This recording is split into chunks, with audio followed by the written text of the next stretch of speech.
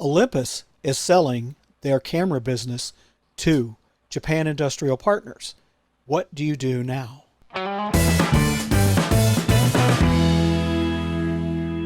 So, Tony, we need your help. Stephen and I have a problem. What's that? Olympus is selling their camera division to another company. It makes me nervous. Tell me about what you've got invested as far as Olympus equipment goes, Bob. 4 Olympus bodies and 10 lenses Wow. and 1 Panasonic lens. How about you, Stephen? What do you have invested in Olympus?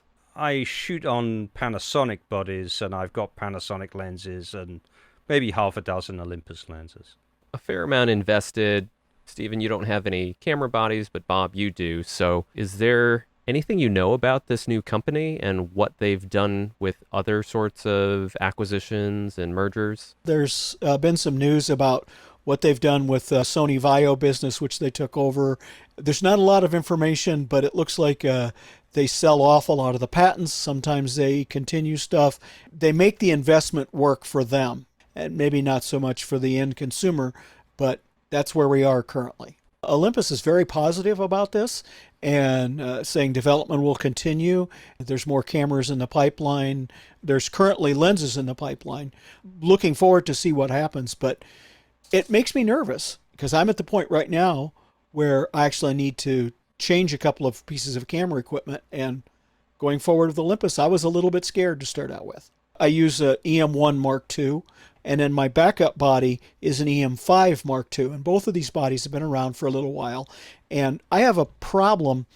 They use different batteries, and their user interfaces are slightly different, so that makes it harder in the field to switch between 2 cameras when you're out shooting. So what I want to do is I want to have a single user interface and a single battery model to use to swap in between. And so I could go purchase an EM1 Mark II, or I could go purchase 2 EM1 Mark IIIs, or something like that. Initially, I'm going, oh my goodness, my value is just gone because they're going to go away. And I go, no, wait, that's panicking. And I'm not going to panic. I'm going to think about this and plan it out.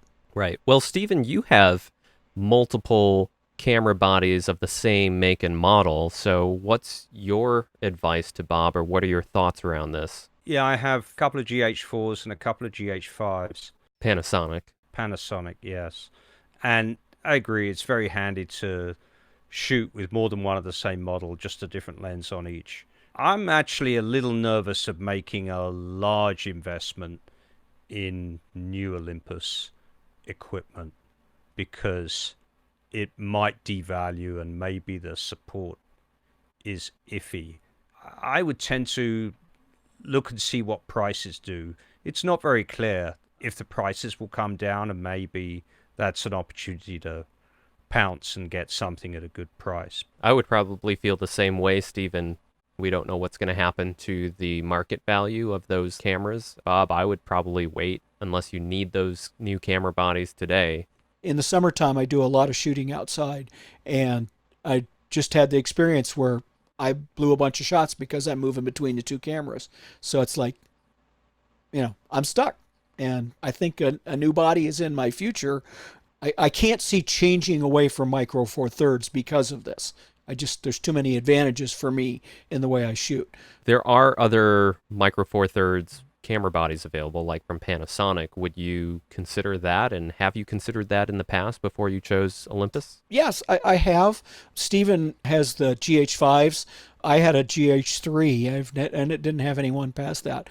And a GH5 it's come down quite a bit. I really like what has happened with the newer bodies from Olympus.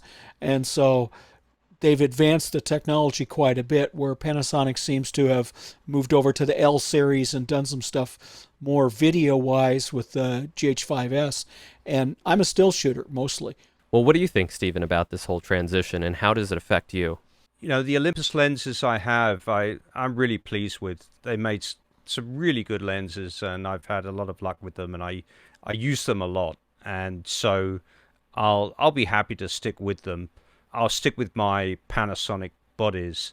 If prices drop, then maybe that's a good time to splash out and buy another lens. So I think if I were Bob, I would maybe try and pick up an EM1 Mark II at a good price, but I'd be nervous on investing in EM1 Mark IIIs because that's significantly bigger investment. How much are those bodies running for? The Mark IIs are $12.99 on sale right now, and the Mark IIIs are $16.99 right now. Will Olympus or JIP keep manufacturing existing models, especially if they're successful, particularly the lenses? Interesting comparison with the Nikon F6. This is a film camera Nikon released in the early 2000s, and you can still buy it. They've got a successful recipe, they've got the existing tooling, they've got a design that works. So pretty straightforward for them to just keep making it and selling it if people are still buying it. So you would think that JIP could do the same. So if you've got a lens that's really good, that they are able to keep selling, that they've already got the existing manufacturing tooling for and process, you would hope that they would be able to continue making that lens. This is an example. This is a 50 millimeter prime lens from Olympus. And a lens like that is mechanically so much larger in other form factors, other body styles, things like that, that Micro Four Thirds is just, I can't leave it. It just doesn't make any sense to leave it. And no reason to go buy, say, a Panasonic equivalent of that lens unless it does something different. But I just cannot see leaving the line. What I've found with Olympus is they've got some lenses that are truly unique in the system, and there aren't really reasonable equivalents on larger formats. So, for example, the 12mm f2, that's equivalent to a 24mm f2, and that thing just weighs a few ounces, and it's such a fast lens. At 24 is nice and wide. So I use that lens a lot. I haven't seen an equivalent in another format. Yeah. So, Bob, you're right. My strong preference is to stick with Micro Four Thirds and just see what happens with Olympus and just live with it and deal with it as it happens. Yeah, that's kind of my plan. At this point, I think it's better to just kind of relax a little bit and not overthink the problem and wait to see what happens in the near future. I think another thing is your primary concern should be taking pictures, right? And not so much worrying about the gear, because you already have gear to take pictures. And unless there's some piece of gear or lens that you're missing that is preventing you from taking the photograph that you want to take, that's when you need to think about the equipment. Right. But, at the moment, if you've got all that gear, go out and take some pictures, right? I think the key next move for Micro Four Thirds is really the next sensor. So it could be a megapixel bump, or it could be a frame rate bump, but some kind of bump. Otherwise, it just looks like the technology's stagnant, whereas everyone around them is moving on. It's definitely an ecosystem of products between lenses and camera bodies. Fortunately, we have been seeing Micro Four Thirds being picked up by other camera manufacturers. I mean, in the video world, Blackmagic has a couple cameras out there that use Micro Four Thirds. Yes, and there's that interesting new camera from Sharp, which is an 8K camera on a Micro Four Thirds mount. A lot that looks promising, but I truly think we need that new sensor to really keep the format alive. Suppose the worst happens and Micro Four Thirds went away tomorrow. I would just stick with my existing gear, because there's so much advantage for me in that format in terms of size and weight and fast aperture lenses that I'm really keen to stick with what I've got. So I think I would just soldier on with the equipment I have. I have no reason to change because it works the way I want it to do. It's easy to carry around. It feels like the future was cut off too soon or something. I don't know. I think the simple thing is to look at lenses that that I want to use or a lot of people want to use. So if the focal lengths are modest, say up to 100 millimeters in 35 millimeter or a bit beyond, like a 135, the prices remain attainable in the $1,000 or $1,500 to $2,000 range. So those are achievable.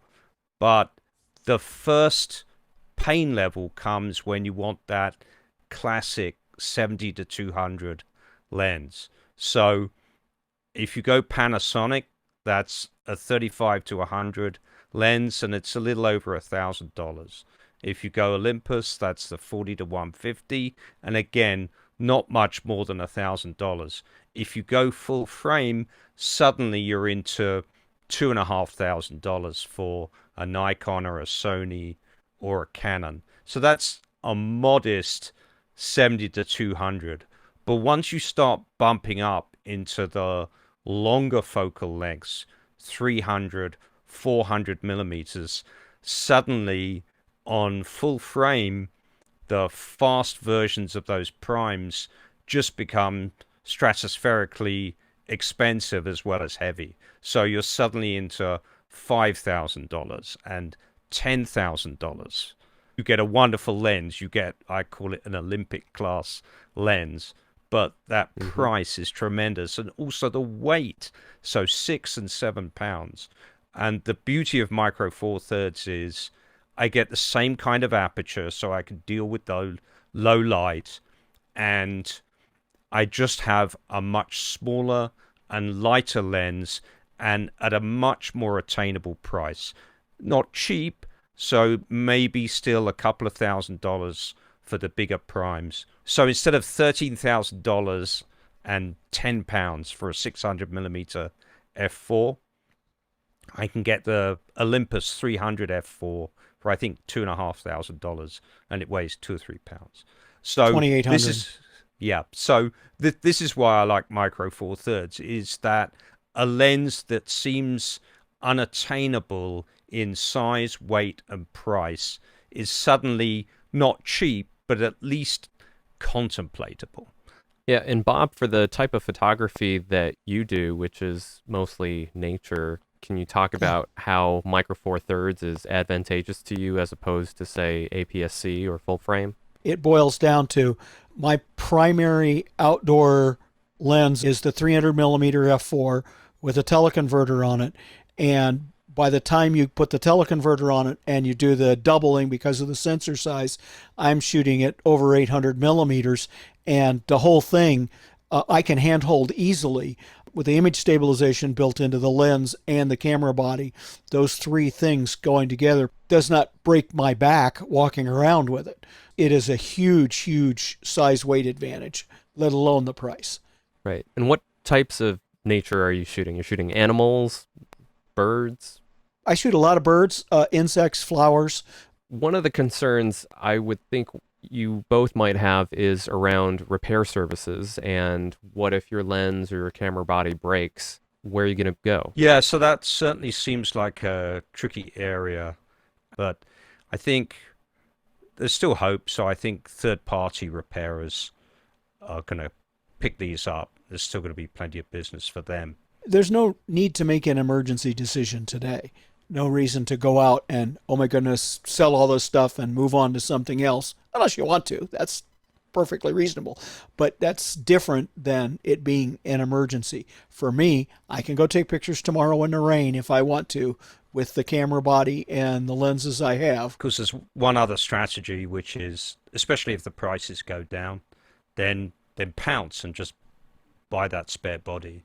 If you have a lens that you use a lot and you can afford to have one on the shelf, that might be a good idea. One of the other things you might consider doing is looking to see if some Olympus camera owners are looking to sell their equipment, because maybe they're looking to ditch the system and move to a whole other system because of this news, and there might be some opportunities there to pick up some secondhand equipment at a relatively low price there, especially if a lot of people decide to do the same thing and switch platforms. So keep an eye out for that too. Yeah, that's a good idea.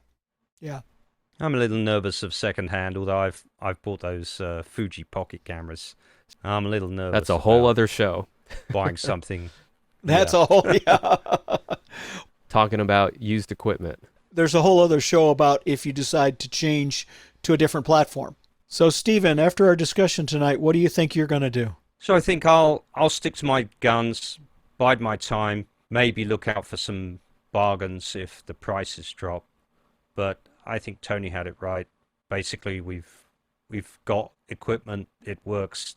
Just stick with it and enjoy using it. I just have to remind myself that I have two different cameras on opposite sides of my body when I'm shooting, and maybe my brain will function better if I do a better reminder of myself and don't spend that money on a new body till I really need one. Thank you for watching. We hope you enjoyed the show, and see you next time on The Three Techs.